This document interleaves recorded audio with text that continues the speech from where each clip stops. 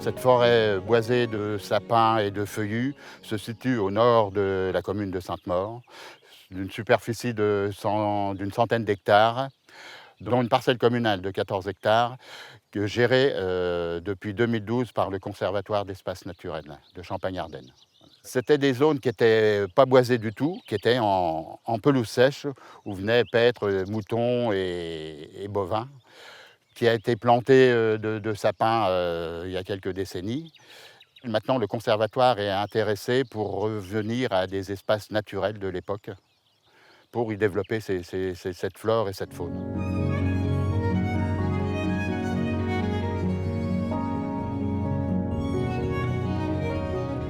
On est ici sur un savard. Donc un savard, c'est un ancien terme de Champagne pour désigner une pelouse sèche. Donc il y a un milieu ouvert avec une végétation basse et pas trop humide.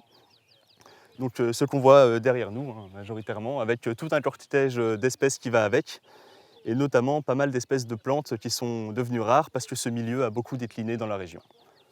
On pense notamment aux orchidées. Donc on a par exemple sur le site l'Ophrys araignée et l'Ophrys mouche, qui sont présentes et qui sont devenues rares en Champagne. Les sites sur lesquels on peut les trouver dans l'Aube sont peu nombreux par rapport à la taille du département.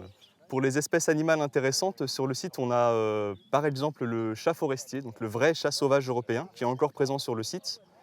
On a une espèce d'oiseau qui est très peu commune aussi, c'est l'engoulevent d'Europe, donc un oiseau plutôt nocturne qui va être perché dans les boisements qu'il y a autour de la pelouse et qui chante surtout la nuit. Et sinon, on a tout un cortège d'insectes qui sont liés à l'habitat de la pelouse sèche, donc des papillons, des criquets. Donc, par exemple, on a l'épipiguère des vignes, on a le criquet noir ébène. On a aussi un lézard qui est très peu commun, c'est le lézard des souches. Par le passé, c'était plus boisé et c'était exploité.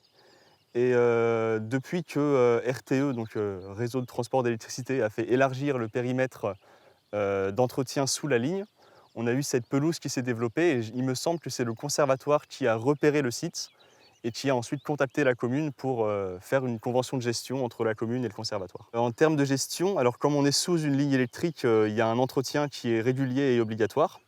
Donc là, il a été délégué de RTE vers le conservatoire d'espaces naturels de Champagne-Ardenne. Donc il s'agit surtout de débroussailler ou de broyer les ligneux qui poussent sous la ligne. Et nous, dans un second temps, on s'est dit aussi on va essayer de réouvrir la pelouse pour gagner un peu de surface sur les côtés. On essaye d'avoir le plus de pelouse sèche possible en fait, pour favoriser ce milieu, parce que c'est ce milieu qui est l'enjeu écologique et pas vraiment le boisement qui est à côté.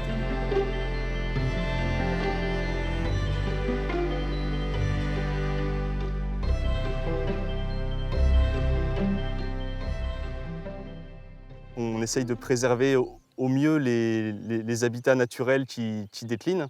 Et en les préservant, on fait du bien de manière générale à l'humanité, mais il n'y aura pas de bienfait direct. Après, c'est quelque chose qui peut aussi être mis en valeur avec un pâturage. Donc on essaye de mettre en place un pâturage ovin. Donc ça ferait une belle surface à brouter pour des moutons.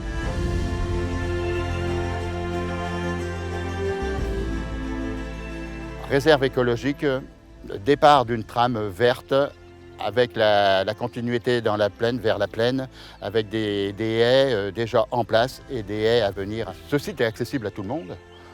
Le tout, c'est d'y faire attention, quoi. Alors, on interdit les engins motorisés, on interdit la cueillette, on interdit le feu, mais c'est visitable par tout le monde, au contraire, parce que c'est quand même un site qui est assez remarquable.